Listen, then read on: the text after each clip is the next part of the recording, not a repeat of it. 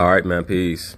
So, brothers, a couple of weeks ago, there was an attempt made by the NCAA to ratify a rule that would have demanded that all representation or agency for prospective NBA players or NCAA basketball players who were considering entering the NBA draft to have agents or representation that had a 4-year bachelor's degree.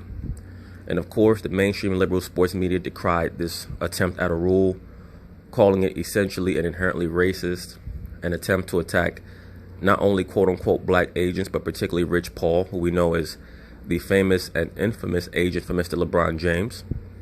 And partially they're correct, but as usual with the mainstream liberal sports media, they like to simplify issues in an attempt to make the so-called black man and woman, but particularly the so-called black man, think that they're his friend, when in all reality they just pander to the so-called black man so that they can ensure that they'll be the recipients of his support during the voting season or the election season. That's all they do, is pimp out and pawn out the so-called black man and woman.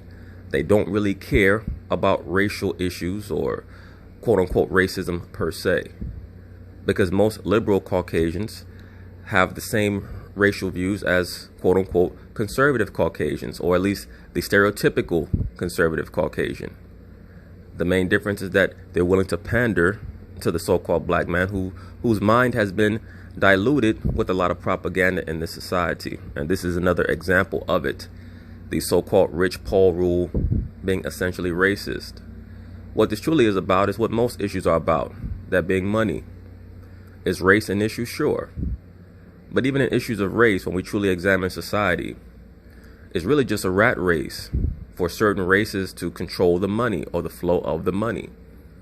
They do not want the so-called black man to control his own destiny when it comes to ownership over himself.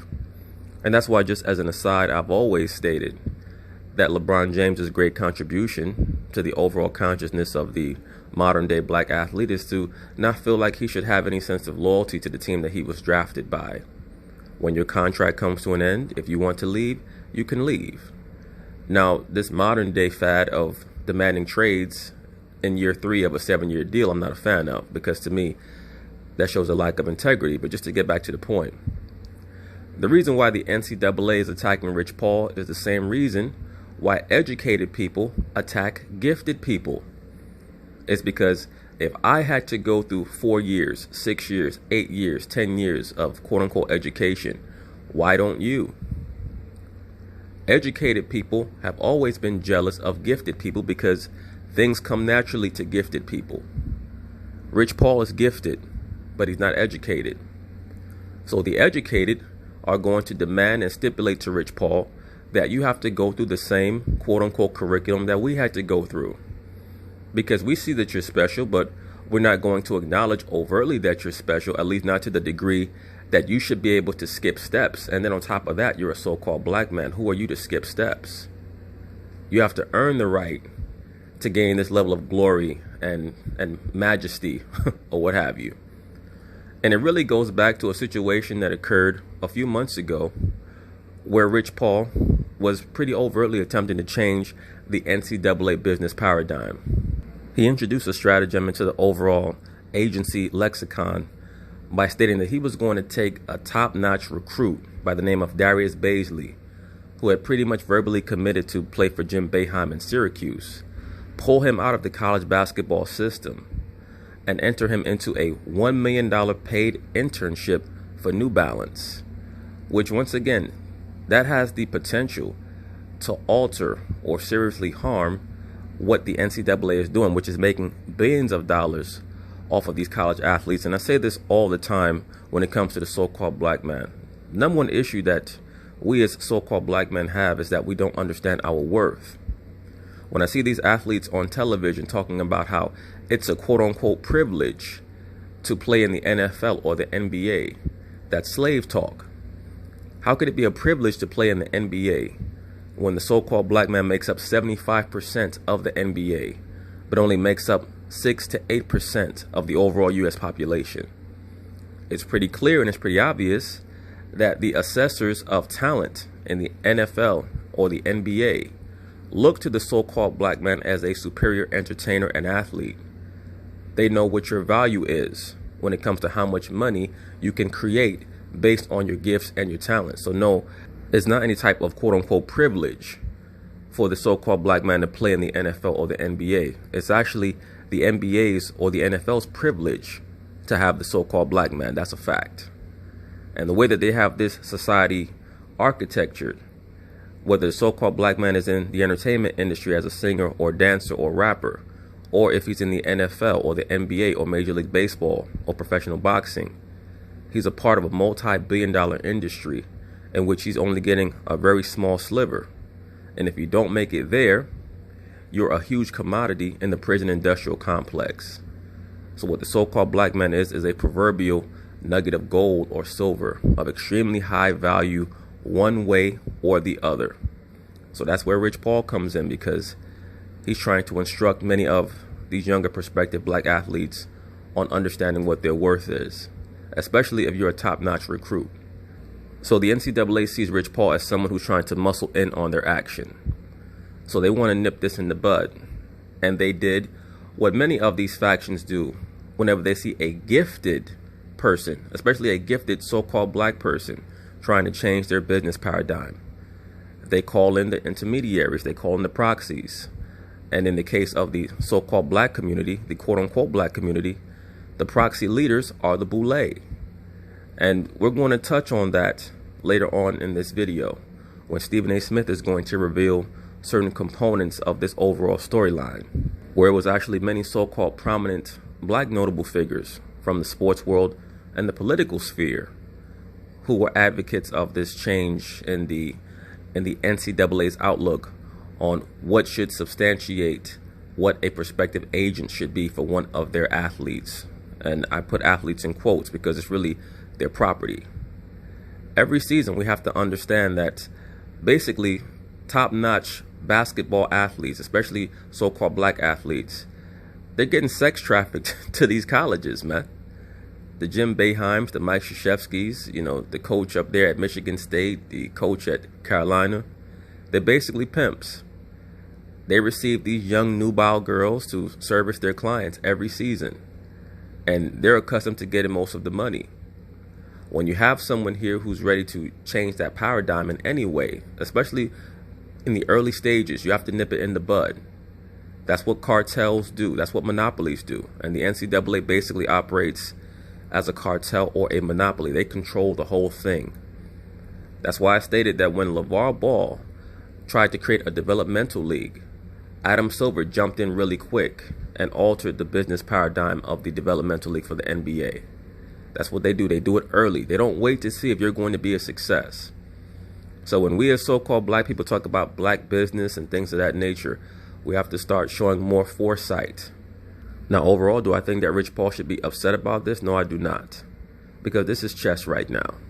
You cannot get emotional when people are making strategic moves. You have to respond back with strategy as well. Rich Paul is gifted, but you can always learn more. If the NCAA is going to stipulate that you should have a 4-year degree, of course we're talking about a law that is defunct or has been rescinded. If I'm Rich Paul, I'll say, no problem, I have time. I'm a multi-millionaire. I can take business classes. When Floyd Mayweather was starting to ascend in the late 90s, early 2000s, he knew that Leonard Ellaby was gifted. But he paid for Leonard Ellaby to go to college, to go to university, to learn about business so that he could become a bigger asset. There's nothing wrong with Rich Paul trying to improve himself in that way. But anyway, they're going to talk about it, and I'm going to chime in.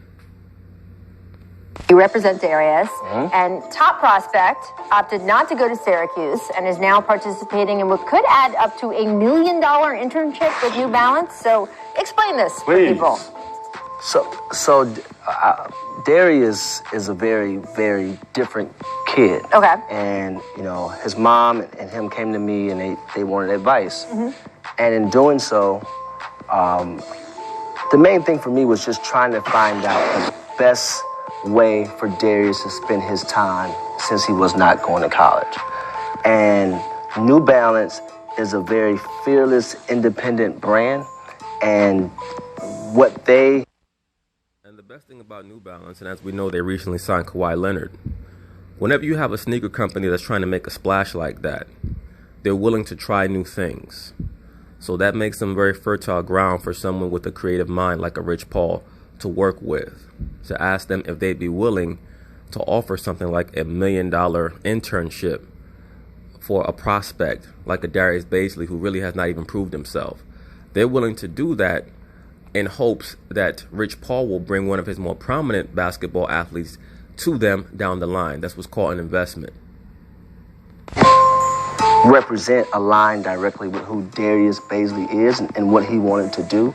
And so those two things. But they're paying him $1 million. That's a lot of money. They're paying $1 million no matter what, which was great. Very, creative on. But how it came about was New Balance is reintroducing themselves back into the basketball business, and Darius aligned with who they are as a company, and they wanted to be able to tell his story and to tell it the right way. For me, I don't have a platform for NBA scouts to reach out and call and say, well, what's his character like? What's right. How's he? But if he doesn't go to college, they can't do that. Right. And so I presented to them. I said, hey, let's do this deal, but while doing this deal, let's implement this into the deal. And so he's going to be an intern. He starts in January. It's for 3 months. He'll live in Boston. He'll work out and train there. And he's able to learn a business that actually aligns with what he likes. He'll learn what goes into making a shoe, what goes into building a storyboard, why they picked a certain athlete that they pick, and so rollout plan, how to execute it, all those things, which for who he is, regardless of what happens in his life, he has a head start. He'll know more about the business around the game than anybody in his class, just based upon what he's going to actually learn.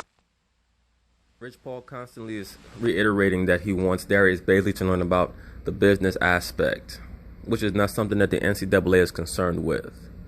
And, people have to understand, once again, there is a racial component here. There's no doubt about that. But it's infinitesimal compared to the money aspect. The NCAA cannot afford to have someone as influential as Rich Paul setting a trend like this, where top-notch prospects would even consider something like this, becoming an intern for a major corporation or going overseas to Australia like LaMelo Ball did and one of these other top prospects did. So they have to try to nip this in the bud now. The college system is very important, not just to America, but to the entire world, but to America especially, because that's where they first introduced the concept of you becoming a debt slave. That's why they always talk about the educational loan system and how people owe billions of dollars in loans. A lot of these young people here in America, that's where they first become introduced to the concept of being perpetually in debt. In addition to that, the college or university system is just a modern version of the Kemetic Babylonian Grove system. That's why when you graduate from a college, you call it your alma mater or your nourishing mother. It's based in many of the precepts, the concepts, or the levels of the teachings of the mother goddess, as well as her son, the divine child, but particularly the mother goddess. So when he goes through this with New Balance, then what? I know he's working out. He's entering the draft? Yes, absolutely. Is he going to play enough? You say he's going to train. Is he going to play enough basketball to be right? So qualified he's not going to play at all? Well, and again, that's the one thing that we were missing. It's tough to find runs, right? So he has an unbelievable skill set. Right. But again, you need to play. But unless... So what are you going to do? Well, he's going to train on the court. Obviously, try to find pickup runs here or there. But the way this thing goes, as you know, T-Mac, today we're in October. Tomorrow we're in March. It goes like that. So, but yeah, and again, any rookie that comes into our league is... With a prospect as good as Darius Bazley is alleged to be, there's not that much that he's going to learn in 1 year of college anyway, because presumably he would only spend 1 year in college. Of course, there are going to be people out there who are going to say, well, what are you talking about? He needs the experience. He can get experience elsewhere, especially if he's going to get $1 million in that internship. And this is not something that you do for every athlete or every prospective athlete, but for someone who's special, you can. Am I in favor of high school players coming directly into the NBA? No, I'm not. I'm already on record as stating that I would prefer if they actually went to college or some other type of league for 3 years while they develop their skills and their bodies to prepare for the NBA. I think it's better for them and it's better for the league in general. I believe that there were players who came into the league as rookies who were more prepared to make an immediate impact when they came into the league after 3 or 4 years. LeBron James only comes along once every 50 or 60 years. In general, the players from yesteryear, they spent 2 to 3 years in college if they were top prospects, and they were able to come into the league and make an impact if they were genius level, like a Magic Johnson, an Isaiah Thomas, a Michael Jordan, a Charles Barkley. I mean, they're very, very few and far between. Tim Duncan was in college for 4 years. There are very few players who have come directly into a professional sports league out of high school or even just 1 year in college and were impactful to that degree. So I think it always pays off for them to allow their bodies to develop. But in this day and age, everyone's chasing the money. So who am I or who is anyone else to tell them what they should not be trying to do? Still takes time for him to develop. So he has a skill set that he's 6'9.5" with a guard skill set. So I haven't seen him play. Right, that's and again, the challenge would be the actual play part, and that's okay. He's accepting that, and I tell him all the time, like we just talked this morning, even if you have to play one-on-one, one-on-none to work on certain things, that's what we have to do. But and I'm not going to throw him out there with just anybody and have him play. No, it's not going to happen. Rich, do you think this is going to be something that other prospects in the future are going to try going down this path of sitting out a year but doing other things during that year? Yeah, I mean, maybe. And it's not for everybody. No. So I'm not going to sit here and... As soon as Rich Paul answered that question with maybe, that's when the NCAA sat down and said, we have to figure out a way to work around this. Because that's a mistake that he made, to be quite honest with you. If I was an advisor to Rich Paul, I would have told him to not get on television and divulge too much of what he has planned for many of these other top high school basketball prospects that he's going to be working with in the future. Because just by answering that question with a maybe, the NCAA is looking at that as a multi-million-dollar dent in how much money they're going to make. And when you're dealing with cartels or monopolies, there's no such thing as too much money or too much power. If they're losing 1 penny a day, they want to find out why they're losing 1 penny a day. Say, hey, everyone should follow this path. This was just the right path for Darius Bazley. Gotcha. This was the right path for Darius Bazley and his family. It takes a collective group of people. His mom was very understanding and willing to allow me to advise them as a family. And the parents are important in this as well. It's not just me. The parents are very important. And you have to work together with families to help them understand why this is important. I mean, we're sitting on set. You're seeing the highlights now. We're sitting on set with someone who opted not to go to college, and obviously you opted, T-Mac, to go straight into the NBA. That is not available right now, although we understand it will be available again in a couple years. So you're sitting with someone who doesn't think...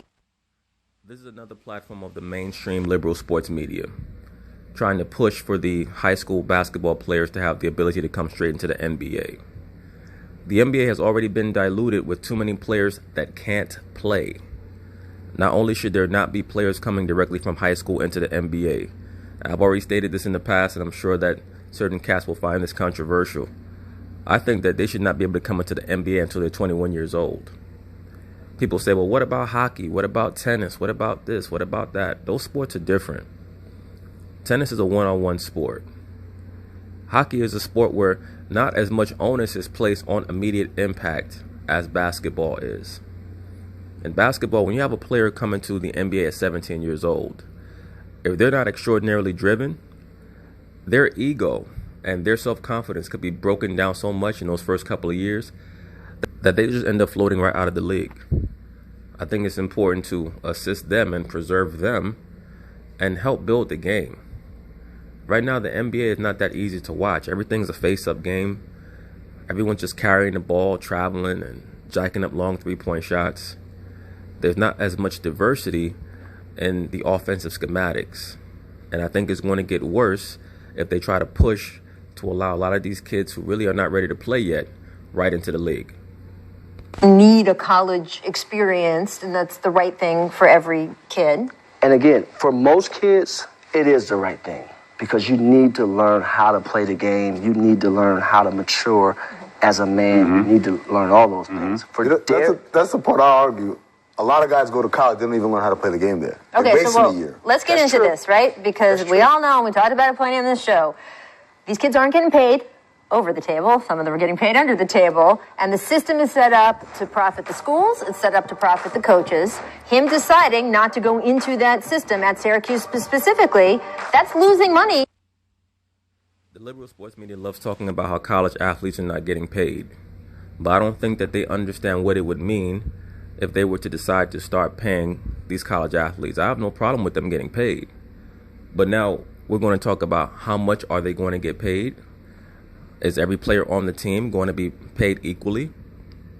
Are you going to also start paying these athletes in these other sports? Because, of course, if the male athletes are going to get paid in college, you have to pay the women. And then we're going to start to have the same debates that we're having with the NBA and the WNBA. Of the WNBA women complain that they're not being paid commensurate to what they believe they're generating in revenue. Imagine in college, where you actually have people showing up to watch the UConn Lady Huskies. How are you going to say that we're going to pay a top male basketball recruit $1 million a year, but we're not going to pay the women, or we're going to pay the women $100,000? That's going to open up a very huge can of worms. And then you're going to have, as I've already stated, sports teams associated with these colleges who are going to say, wait a minute, we make money too. We deserve to get paid too. I'm on the badminton team. How come I can't get paid $10,000 a year? So, this is just something that they're just saying to say. I do believe that a pay scale can be created. Where there's a will, there's a way. But it's nowhere near as simple as they're trying to make it out to be. And then we also have to understand that if you're going to start paying the college kids, what's next? Do you pay the high school kids? Do you pay the kids in AAU if they're touted highly enough? If people are going to see Jamal Jenkins from Dayton, Ohio, playing in AAU, he's 12 years old. All his games are getting sold out. Does he start getting paid? Exactly, where's the cutoff point for paying these athletes who are supposed to be quote-unquote amateurs? Because a lot of these high school basketball coaches are recruiting as well. They recruit kids 12 years old, 13 years old. Go back and watch the film Hoop Dreams. It's not just college coaches that recruit. Out of Syracuse's pocket, right? There's no other way to say that. They can't promote him. They can't have a Nike contract off of him, that sort of thing. And head coach Jim Boeheim, he was vocal about this to Jeff Goodman. This was his quote. LeBron did a nice job helping his client. It is LeBron's client, right? I'm sorry, I paused before that because I was like... I guarantee you that Jim Boeheim and Roy Williams and even LeBron's buddy Mike Krzyzewski and many of the other top coaches in the NCAAs complained to the NCAA board or committee or what have you about this. You cannot have this guy stopping us from bringing in top recruits. Once again, every season, they're basically sex trafficking these top young basketball recruits into their programs. And they're bringing in tens of millions of dollars every year. These young men are generating for these coaches. That's why these college coaches are paid so highly. So they're messing with the money. The mainstream liberal sports media is trying to make this just a racial thing. It's not just a racial thing. It's also about the money. It's mainly about the money. He really said that? And yes, LeBron responded later with, oh, they big bad. LeBron, of course, one of your closest friends and one of your clients. What is your response to this comment from Jim Boeheim? Well, Coach Boeheim actually called me and apologized to me. But, that's interesting. Yeah, but my response is, look, again, we're talking about a system here that's been broken for a long time. Amen. And these kids and the families need options. And for me... The system is really not broken. The system's actually working. That's why I call it very much akin to sex trafficking. What could be a better system than we get all the money, you get none? The system is not really broken. It's the minds of these players that's broken. It's really the mind of the so-called black man that's been broken. So-called black men do not understand their value. I come from the athlete side where I'm always trying to find out how do I do what's best for the athlete, not necessarily for me per se. And so, you know, the comments are, you know, again, he's part of a system. He's part of a system that they've been able to control for a long time. And when you're a threat to that system, they don't like that, you know. Bingo. That's what it is. You hit it on the head right and there. as far as the client situation, you know, again, I don't supposed to be here. I'm a guy who they're used to seeing around the guys. They don't expect me to build a business, to be disruptive, to have credibility, and be. Totally agree. And that's one of the main reasons why they attempted to concoct the quote-unquote Rich Paul rule. Is it partially about race? Yes, but only about 5 to 10%. It's mostly about him fucking with their money. They don't want him fucking with their money. Because most of these other agents are working in tandem with the NCAA and the NBA. Many of these agents are given their first clients by these top NCAA coaches. Mike Krzyzewski or Jim Boeheim will tell their top recruit or their top player, you should sign with him. They're all working together. So Rich Paul is not working with a lot of these coaches. That's very obvious, or at least a lot of these NCAA coaches. In a position in which it's, you know, the respect as a young man, as a businessman, was never had to be given. Hey guys, what's up? I'm Sophie. I'm going to be starting as a freshman in the fall.